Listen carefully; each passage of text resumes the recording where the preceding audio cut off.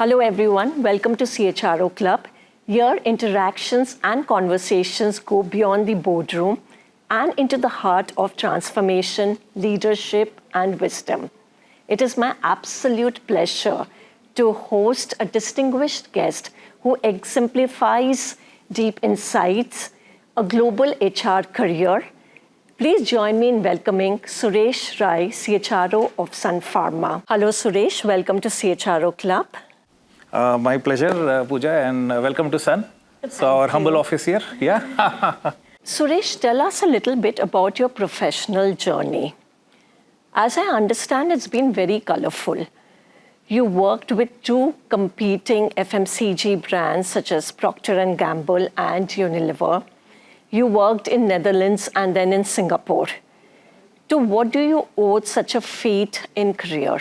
So look, this fate is very interesting. Look, some things planned and some things not planned.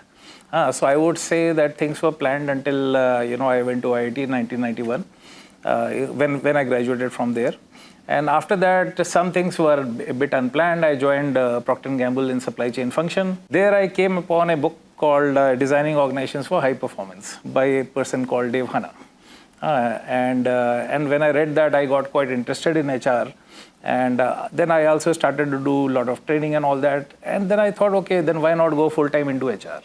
And then I landed in XLRI, finished my MBA, and thereafter with Unilever. Till the time I realized in Netherlands that, okay, I think maybe I've gotten a bit old. So, and so that time then, as family, my wife and I decided, okay, then shall we go back to India? And that is when I came here, and then Sun happened. And so, yeah, so that is why here. So I would say 30-40% planned and 60% unplanned. So that's how life is. Interesting. What I'm underlining is IIT and XLRI. You are in the top two institutes of India. You recently became the CHRO of Sun Pharma. It'll be interesting to know how a CHRO gets hired. Tell us about, how it happens and what are the steps that are followed. Okay.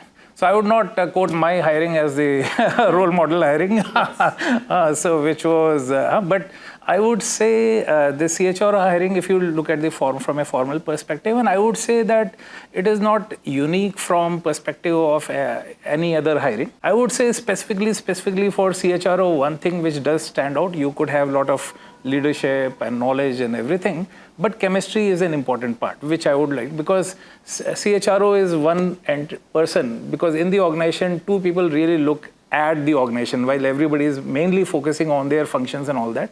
But two is the CEO and the CHRO who looks across and in the environment. So there it is important that the two are joined at the hip. So that is where I would say one big differentiator versus any other hiring. So that's where I would say. Yeah, I guess, as they say, chemistry is very important in marriage. Yeah. So is chemistry very important amongst the Can't board agree members. more with you. Yes. How are you reimagining talent strategy at Sun Pharma, given how fast the pharmaceutical industry is evolving? So Puja, in fact, in this context, let me just give a sense of the industry. How industry is evolving is today we are at about 60 billion in India. In 5 years' time, by 2030, we will be about 120 billion as an industry. And it is projected to become $500 billion by 2047. This revenue of this industry doesn't come by within India itself, but it comes from outside India, which is global. If you see for Sun Pharma also, 2/3 of the revenues come from outside India. So which essentially means some of the implications which I clearly see is firstly is that many of our companies, including Sun, is big in generics, branded generics, but we do see us playing bigger and bigger role in innovative drugs, innovative therapy areas. That would be one. Secondly would be is that global is where much of the revenue is coming from, which means managing global cultures, and which come with their own legislations and their own different constraints. And thirdly would be big investment in R&D and technology in general. And from an HR perspective, it is then looking at that how do we, from a talent perspective, look at managing global talent, grooming people for global leadership, ensuring cultures are seamless, where there's one look, one feel, one type of high level type of culture across. So those would be the things which I foresee.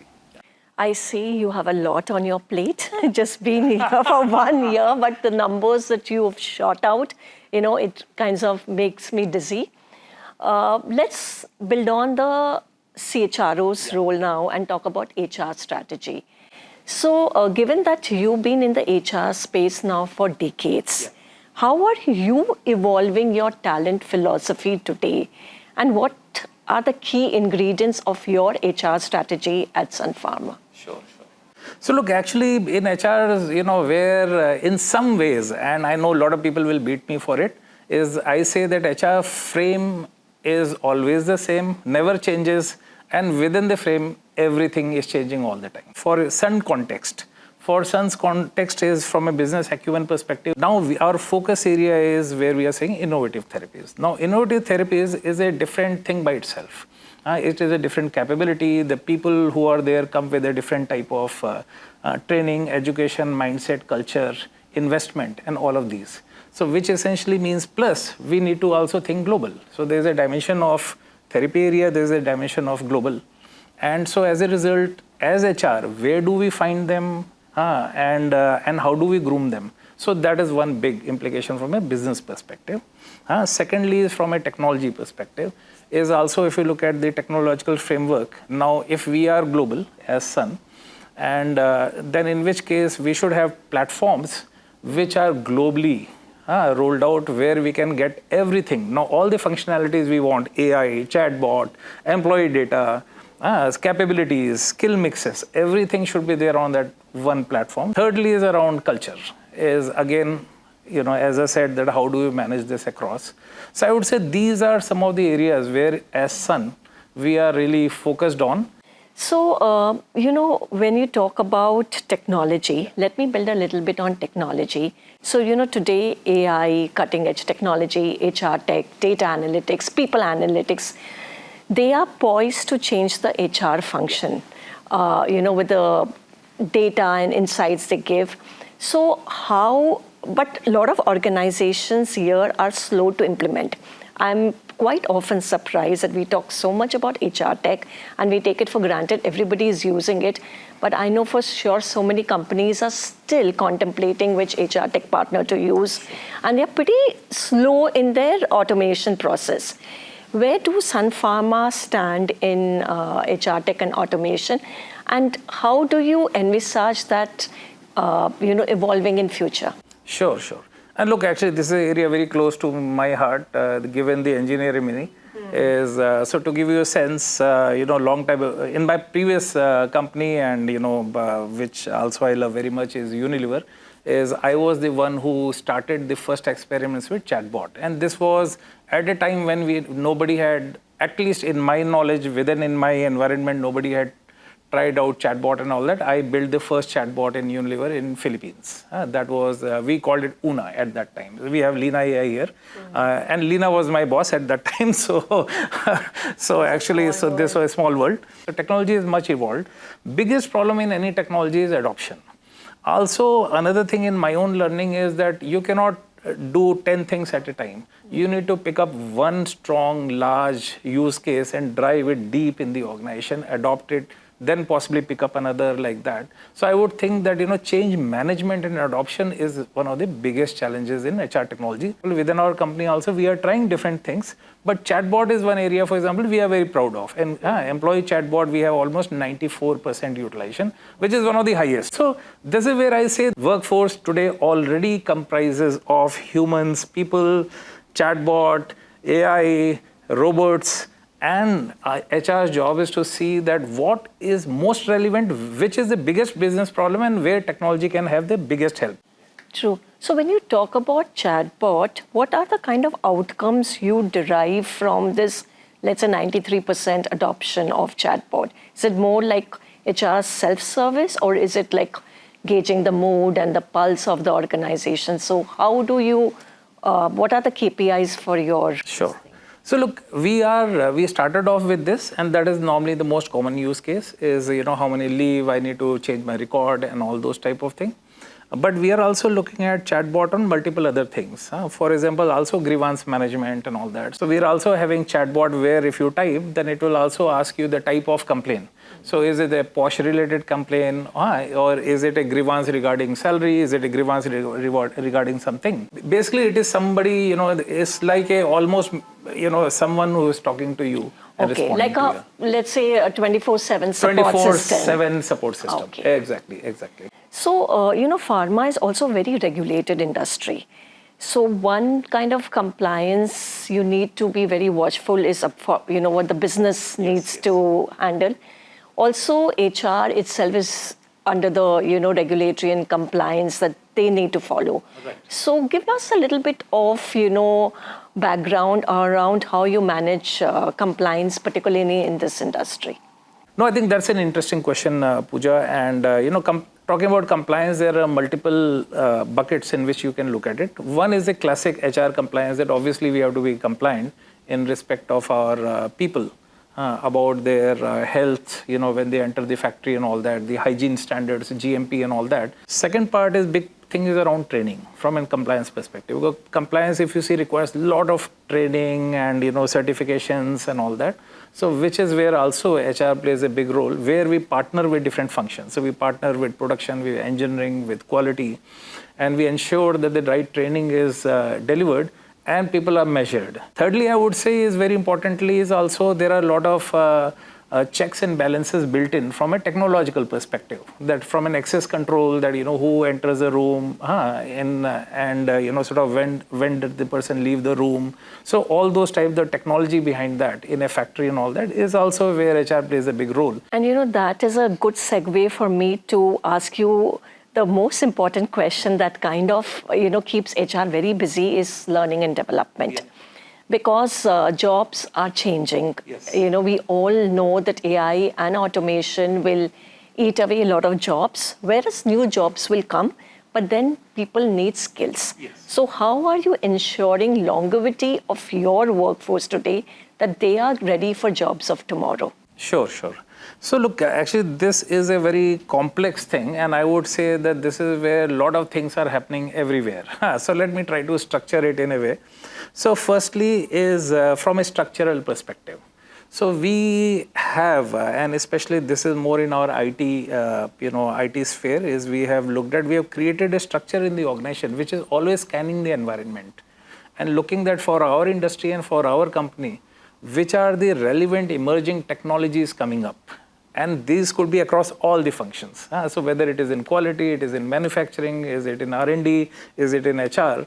So we are creating a set of people who have those capabilities, who are scanning, working with the partners in the environment to see what is emerging tech coming up. So first we need to just be aware of what is out there, what are the use cases building up, working with the best in class partners. So that's one. So that we are not caught blindsided. Second thing is just this building up of digital data tech savviness in the company. Here there are two things. So if you look at in any discipline, you will always have a pyramid type of thing. There will be some people who will be at the leading edge of use cases, who will be using technology, data and all that, be it HR, be it sales and all that. And then there is so there's ceiling and there's a floor. We need to work on both. So we cannot have this gap widen. So that is second, is we roll out specific programs for this. People at the ceiling require higher end learning and all that, working with our tech and technology adoption teams. And secondly, at the floor level, so I'll give an example that we are presently in the space of designing program, almost a year-long program on building, as they say, digital data quotient or whatever you call. But essentially, so that is there. So a lot of, there are thousands names on this thing. But the thing is, essence is that how do we lift the whole table up? So that is second thing.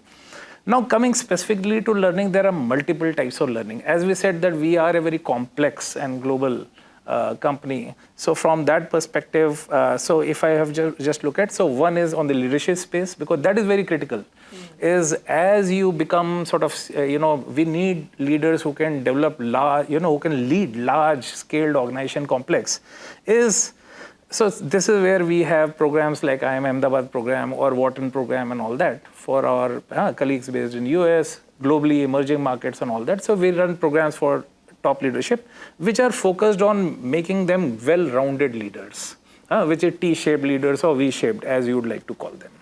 Secondly, then we have programs for the mid-level, entry-level, depending on career stages of people. So that's one, which is leadership. Secondly, you have also general skills, which is for anyone in the organization. 7 habits, you want to become effective, you want to learn about Excel and all that. There are offerings for that, and anyone can go and enroll for that. Thirdly, very importantly, is functional skills, because much of the things, again, we talked about that technology in each of the functions is changing.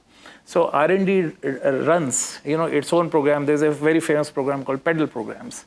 So where the SMEs in R&D, they take programs for others. In fact, manufacturing is setting up one of the most sophisticated, training academies. So where for some of the large clusters in factories, we are having cutouts of machineries and all that. Our attempt is that, we standardize the skills, we measure people on the skills, we measure their multi-skilling level, and how do we upgrade, reskill. So we are having proper training infrastructure for the technical skills. So like that, if you see, there's a lot of program, and obviously we have other learn in your own time, 24/7 Skillsoft and all that is there. So I would say that is it. No, clearly you have a robust learning and development ecosystem. And today it is very important because every organization is first a learning organization. Exactly. Then a business organization. Yeah, and I would say one thing here, and I want to say is in many ways we derive inspiration from Dilip Bhai, who is our founder. In fact, I sit in a lot of interviews with him. And he will ask people about, malarial life cycle in Africa. And he exactly knows the 5-6 stages of how the malarial larva will grow into a mosquito. Or he will, talking to somebody who comes from a shipping industry, what is the length of the ship and the width of the dock. So he is someone who is a forever learner. I have not seen, in my lifetime, I have not seen a bigger learner than him. So, Suresh, in my last segment, what I'd like to ask you is that, every organization aspires to have high-performing workforce because performance and productivity is what is going to take the ship forward. Yeah. So what, according to you, actually helps in enhancing performance? Is it, motivational levels? Is it well-being? Is it automation, making their jobs easier? Over the years, what do you think? Have you been able to find a solution as to how performance can be improved? Yeah. So look, performance is a holy grail for the organizations.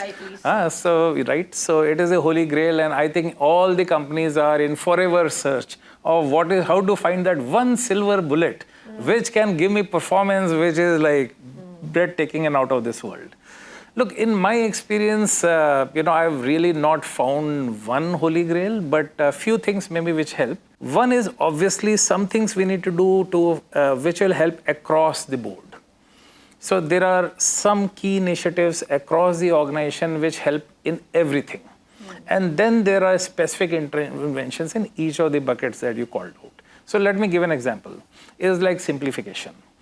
So first, two things which come to my mind is first is always thinking about simplification. Is do we need a process? Do we need a policy? We should never pride that, we have 500 policies in our book and all that. We have so we should have as minimal as needed, because often the tail starts wagging the dog. The dog should always wag the tail, but over time, complex, large organizations, the tail starts wagging the dog. So starting with simplification, do we have each year, do we sit and review that are our policies defunct? Are they still relevant? Or should we change some of them to make them more liberating? So one is simplification. I'll give an example. When we reviewed for our interviewing and all that, we realized often we were having 5, 6, 7 interviews. We said, can we not have just 3? Second is technology. I'm a big believer in technology.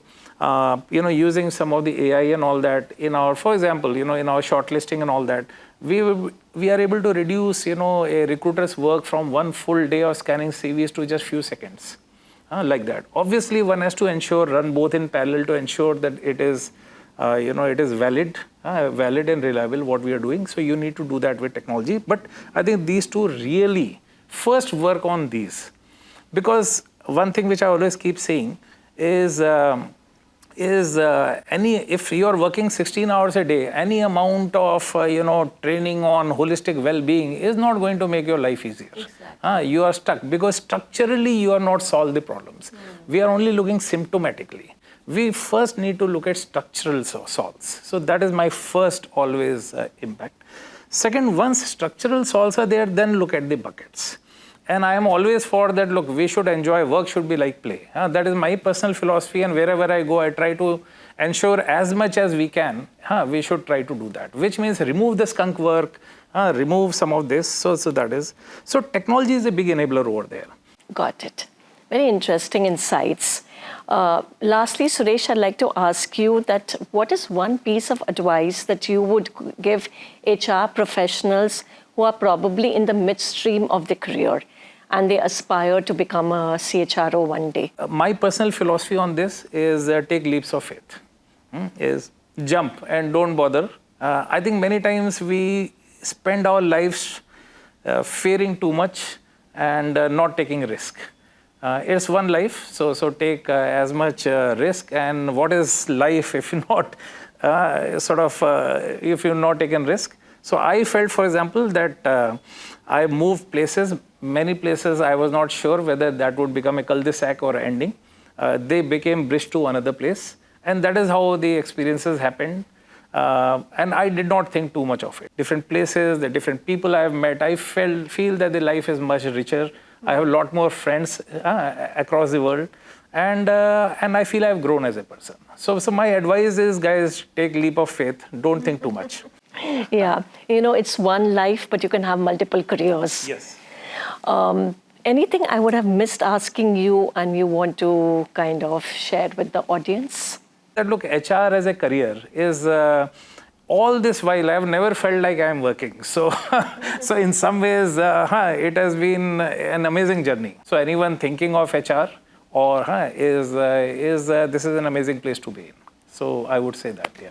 And, you'll be surprised to know that so many CHROs that I interview, so many of them have said the same thing, that HR is such a happy place to be in. So, I really resonate with that because CHROs are such, people's person, and, they love being around with people. And I think as a part of their work, that's what keeps them charged and going. Yeah. In fact, I would like to do some study. You remember that Harvard study which says that one of the biggest determiner of long life is a happy social life, yes. right? Having a good social. I think I want to do a study to see whether HR folks live longer. I read the study. It's been... That was one of the longest study. They did over 30, 40 years. Yeah, exactly. I think that's the study talking so the about. social connections, Yeah, and I feel that HR is naturally blessed by nature of the work. So guys, if you want to live longer and have great fun, then what better place than to be in HR? Thank you, Suresh, for being part of CHRO Club. Thank you, folks, for watching this episode of CHRO Club. As you are aware, through CHRO Club, we host distinguished HR leaders and bring forth their stories for you. Stay tuned for more episodes of CHRO Club in future. Thank you.